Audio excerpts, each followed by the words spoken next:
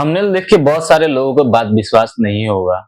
बहुत सारे लोग ये भी बोलेंगे कि सेकुलर गैंग है या टुकड़े टुकड़े गैंग का मेंबर है। तो उनको मैं बता देता हूँ कि आप वीडियो पूरा देखेंगे तो आपको पता चल जाएगा कि मैं सेकुलर गैंग का हूँ या टुकड़े टुकड़े गैंग का हूँ। जो भी ये है, देखिए मैं आज जो भी बात करने वाला हूँ वो भारत के भलाई समझिए या शुभचिंतक समझिए या जो भी है, एक देश प्रेम के हिसाब से मैं आपको बताना चाहता हूँ जो चीजें जो दिख रहा है ग्राउंड पे और जो आप लोगों को शायद नहीं दिख रहा होगा। तो उस चीज के बारे में बात करेंगे दोस्तों। क्या भारत के टुकड़े होने वाले, पार्टीशन रिपीट होने वाला है, दोबारा से हमको फिर से देखने को मिलेगा भारत 2 या 3 भाग में और टूटने वाला है। 2023 यानी 21वीं शताब्दी में ये बात करना अपने आप में पागलपन वाली बात है, लेकिन ऐसा नहीं है, सब कुछ पॉसिबिलिटी है। ठीक, तो चलिए उस चीज को स्टार्ट करते, वीडियो को शुरू करते, चीजों को समझने की कोशिश करते हैं।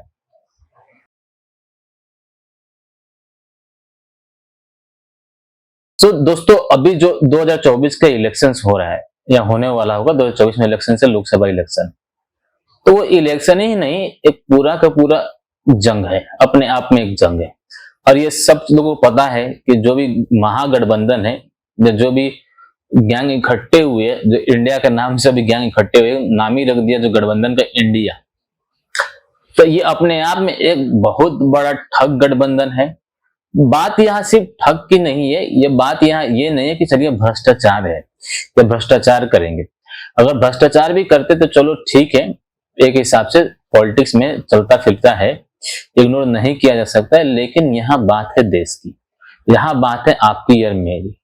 हमने 1947 में पार्टीशन देखा होगा, उसके बाद जो 2024 में जहाँ ये ठग बंधन है, जो महागठबंधन है, इन लोगों ने खुलेआम चुनौती दी है। इस बात को शायद केंद्र सरकार नहीं समझ पा रही या भारत की जो जनता है वो समझ नहीं पा रहे कि इनका खुलेआम चुनौती देना, इन लोगों ने साफ साफ बोला आर या पार करेंगे, चाहे कुछ भी हो, कुछ भी लगाना पड़े, ठीक है, जो कुछ करना पड़े, लेकिन हम मोदी को हटाएंगे या भाजपा को क्या सरकार से हटाएंगे। इसके लिए देश जलाना पड़े, राज्य जलाना पड़े, लाशें बिछाना पड़े, सब कुछ जायज है इनके लिए और ये करेंगे भी।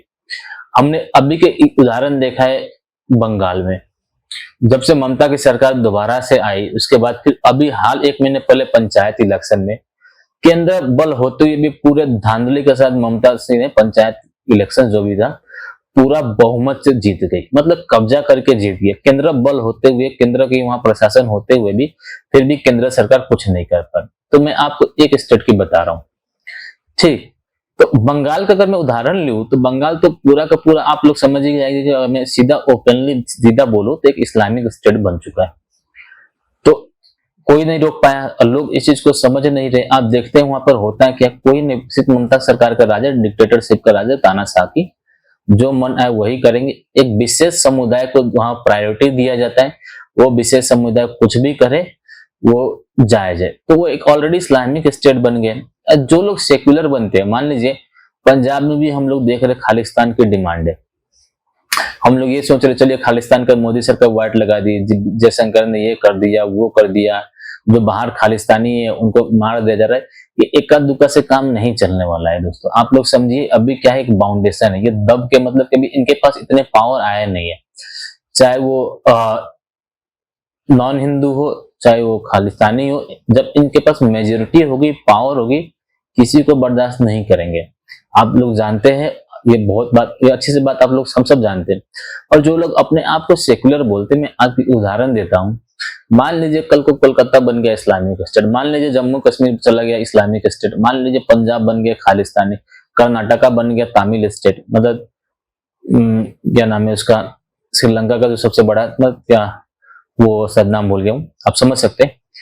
तो वो स्टेट बन गया। तो जो लोग सेक्युलर है, कल को ये पार्टीशन हो जाता है तो सेक्युलर बताया कि वो कौन से स्टेट में रहना चाहेंगे, इस्लामिक स्टेट में रहना चाहेंगे या खालिस्तानी स्टेट में रहना चाहेंगे, या फिर जो तमिल साइड जो है, जो तिरुपले वो श्रीलंका, उस स्टेट में रहना चाहेंगे। ये जो आज सेकुलर बन रहे हैं ना, वो इनमें से किसी स्टेट में नहीं रहेंगे। अगर वो लोग इच्छा दायर की कि नहीं हम इस स्टेट में रहेंगे, उनके साथ ऐसा बस सुलूक किया जाएगा कि शायद वो जिंदा ही ना रहे या फिर वो वहां से भाग जाए।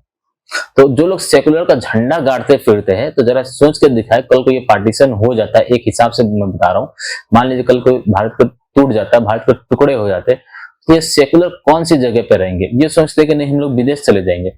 जो लोग विदेश जाते हैं ना, जिनको वो बोलते हैं ना हाथी पर चढ़ने का मन सबका होता है, या बात हम लोग बोलते हैं ना, दूर से जंगल बहुत सुहाना लगता है, लेकिन जब हम अंदर जाते हैं तो पता चलता है। तो जो लोग सोचते हैं कि भैया मेरे पास तो पैसा कमा लेंगे, हम तो यहाँ से निकल जाएंगे, भारत में रहने वाले नहीं, भैया विदेश में भी जाओगे, अल्टीमेटली आपका घर आपका देश ही आप एक दिन आएगा, तो आप बोलेगे नहीं भैया मैं अपने देश में रहता तो बहुत अच्छा रहता, क्योंकि वो आपको बार बार फील कराया जाएगा, आपको लगेगा भैया कि मेरा देश नहीं है, हम यहाँ कुछ नहीं कर सकेंगे सिवाय खाने पे, मतलब मटेरियल वर्ल्ड का शौक आप पूरा कर सकते हो वही। तो यही बात मैं आप लोग को समझाना चाहता हूँ, जो लोग सेकुलर बोल रहे हैं।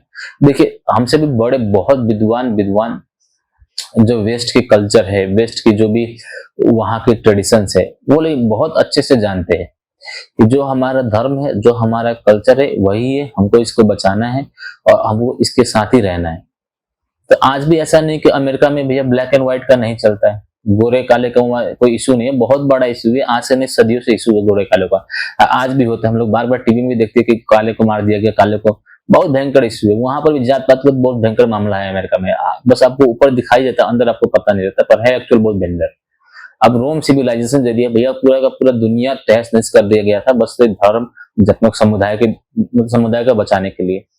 आज भी जीविस लोग देख लिए, जो इसको बोलते हैं हम लोग हिब्रू लोग, जीविस लोग, बहुने इतना हेट होता है उनको भैया, दुनिया से हर जगह से मार के मतलब मारा जा रहा था, नरसंहार हुआ था, क्योंकि एक समुदाय विशेष, बस आज इसीलिए इजराइल में बैठे एक छोटा सा देश मिल गया, जैसे जैसे थोड़ा बच गए थे कि आज इजराइल बन गया, नहीं तो उनको जीविस के पूरे दुनिया से नामो निशान मिटा दिया गया था। कौन कर रहा था? वेस्ट कर रहा था, क्यों? अपने समुदाय को।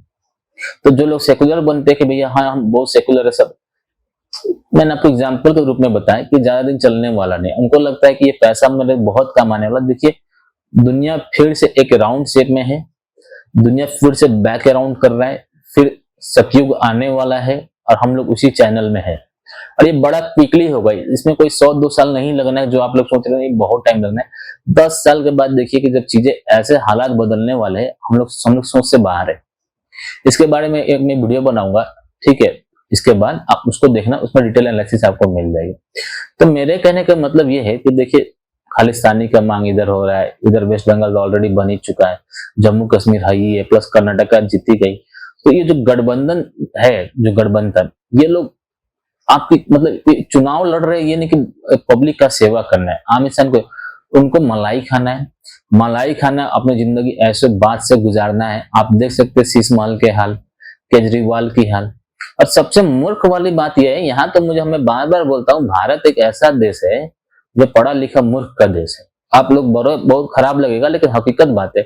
आप बताओ, जो दिल्ली में दंगा हुआ था लास्ट ईयर, 50 लोग मरे हुए थे उसमें, उसके बाद ऐसे कितने छोटे मोटे दंगे हुए, प्लस उसके बावजूद भी हम लोग देख रहे जो शीश महल का कांड, अभी जो पत्रकार थे पंजाब में गई थी, आपके जो वहां पे पंजाब में आप सरकार है, कैसे उस पत्रकार बेचारी को रोक के बैठ गए थे, मतलब कि जबरदस्ती तानाशाह वाली। तो ये चीज होने वाला है, ये लोग आ जाएंगे, ये लोग आ जाएंगे तो आपकी ना इज्जत रहने वाली है, ना कुछ बचने वाला है। तो जो लोग सेक्युलर बन रहे हैं ना, मैं स्टैंप पे लिख के दे सकता हूँ कि भैया एक दिन यही मीडिया पे आके चिल्ला चिल्ला के रो रो के बोलेंगे इनके अगेंस्ट कि मेरे साथ ऐसा हो गया, ना हुआ तो मेरा नाम बदल देना। तो जो लोग भी है चीजें समझिए, भारत को बचाना है तो अभी टाइम में जागरूक होना पड़ा। 2024 में देखिए वहां पे तो जंग होना है, इलेक्शन होना नहीं है, उस जंग में आप लोगों को सपोर्ट करना है, किसको तो आप समझ गए। मैं इसलिए सपोर्ट नहीं बोल रहा हूँ कि भैया कि हम ये है, मेरा भी धर्म वही है, डेफिनेटली मैं अपने धर्म के लिए बचाऊंगा और बोलूंगा भी, प्लस देश की भी बात है तो देश को बचाना भी है। मैं नहीं बोलता हूँ यहाँ सिर्फ हिंदू रहे, एक कम्युनिटी रहे, सब रहे, लेकिन आजादी के हिसाब से। आजादी का मतलब ये नहीं हुआ कि हम पुरुष है तो हम पे आजादी होगा, वो महिला है तो उस पर आजादी नहीं होगी, वही आजादी सब पे लागू होगी। वन नेशन वन रूल, जब यूसीसी आ रहा है, इसके बारे में भी मैंने वीडियो आपको दिया हुआ है, ठीक, उस हिसाब से रहो, सबकी आजादी रहे तो बेटर है। जिनको पसंद नहीं तो भाई कुछ नहीं कर सकते, लेकिन मैं आप लोगों को बोलना चाहता हूँ, देखिए 2024 में ये संभावना नहीं है, मैं संभावना का बात नहीं कर रहा हूँ, ये अगर नहीं जागरूक हुए, नहीं समझे, भारत को टुकड़े टुकड़े होने से कोई नहीं बचा पाएगा, इस बात को ध्यान रखिए।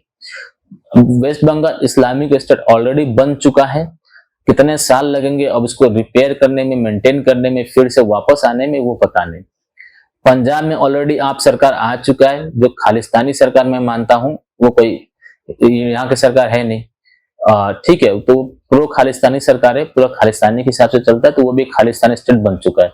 भले अब रूल चल रहा है केंद्र सरकार का, भाजपा का, लेकिन जैसे उनके हाथ में मेजोरिटी बढ़ेगी, पावर बढ़ेगी ना, तो ये केंद्र सरकार को मान्यता देने वाले ना इंडियन कॉन्स्टिट्यूशन को मान्यता देने वाले। पंजाब की बात कर रहा हूं, तो ये देश स्टेट ऑलरेडी हाथ से निकल चुका है। रही जम्मू कश्मीर, वो तो पहले ही हाथ से निकल गया, उनको क्या है भैया, अभी जैसे चल रहा है, अभी जो मिल रहा है, जैसे हमारा टर्न अराउंड होगा फिर से वो अपने असली रूप में आ जाएंगे। और कर्नाटका ने इतने अभी हाल फिलहाल तो उसने साबित कर ही दिया कि भैया हम भी इस्लामिक स्टेट बनने वाले हैं, तो टेंशन ना करो, वहां पर ऑलरेडी कांग्रेस जीत चुका है, चाहे जो भी कारण से जीता, लेकिन जीत चुका है। ठीक, तो अभी एक स्टेट है, जैसे इनके पास मेजोरिटी ऑफ द स्टेट हाथ में आएगी, मैं आपको बोल रहा हूं, ना आप तो घर से निकल पाएंगे, ना आप सर उठा पाएंगे, ना इज्जत से जी पाएंगे। और फिर से मैं रिपीट कर रहा हूं, अगर भारत को बचाना है तो 2024 में सारे जो भी आपके पर्सनल लोभ लालच बेनिफिट है, या जो लोग सेकुलर का टंगा लेके घूमते फिरते रहते, एक बार दोबारा सोचना, अगर ये स्टेट सारे खालिस्तानी इस्लामिक स्टेट वगैरह बन गए तो तुम कौन सा स्टेट में रहोगे, ये जरा जरूर सोचना। फिर 2024 के इलेक्शंस में आपको जो करना, मेरा सब इतना ही कहना है कि भैया जागरूक हो जाओ। ठीक है, ये जंग होने वाली है 2024 में, बहुत बड़ी दंगे होंगे, तो जो भी लोग हैं तो इससे बच के रहे। देखिए, दंगे छोटे मोटे होने वाले नहीं है, इस बार पूरा प्रिपेयर है, मैं खोल नहीं पाऊंगा। जो सूत्र के हवाले से खबर आ रहे हैं, हमारे जो इंटेलिजेंस मतलब हमारे जो सूत्र है उनके हिसाब से मैं बता रहा हूँ कि दंगे इतने बड़े पैमाने पे होने वाले कि आपकी सोच से बाहर होगी। इसीलिए मैं बोल रहा हूँ कि वो इलेक्शन नहीं है, एक जंग होगा। तो आपको जैसे मैंने बताया कि यही मौका है भारत को बचाने के लिए। अगर इस बार नहीं बचा पाए तो भारत छोड़ दो, या आप खुद जान सकते हैं आपके साथ क्या होने वाला है, इस पे ज्यादा मैं कुछ बोलने वाला हूं नहीं। ठीक, तो ओवरऑल क्लियर हो गया होगा दोस्तों, समझ गए होंगे कि आप लोग की मैं क्यों बोल रहा हूं कि भारत क्या दूसरा पार्टीशन होने वाला है, क्या भारत का टुकड़े टुकड़े होने वाला है। तो यही सब कारण है। ऑलरेडी स्टेट्स ऐसे काफी स्टेट है जहां केंद्र सरकार की बहुत कम मतलब चलती है। बंगाल ले लीजिए, पंजाब ले लीजिए, जम्मू कश्मीर ले लीजिए, कर्नाटका तो छोड़ ही दो, ऐसे बहुत सारे और भी राज्य छोटे मोटे इलाके हैं ना, केंद्र सरकार कुछ भी नहीं कर सकता, वहां पर एक उन्हीं का राज चलता है जो मैंने आपको बताया। ठीक, तो वो चीज पूरे भारत में लागू हो जाएगा 2024 में, अगर आप लोगों ने सही समय पे जागरूकता नहीं दिखाई, सही समय पे सही काम नहीं किया। तो आज के लिए दोस्तों इतना ही था, उम्मीद कर रहा हूँ ये वीडियो अच्छा लगा होगा।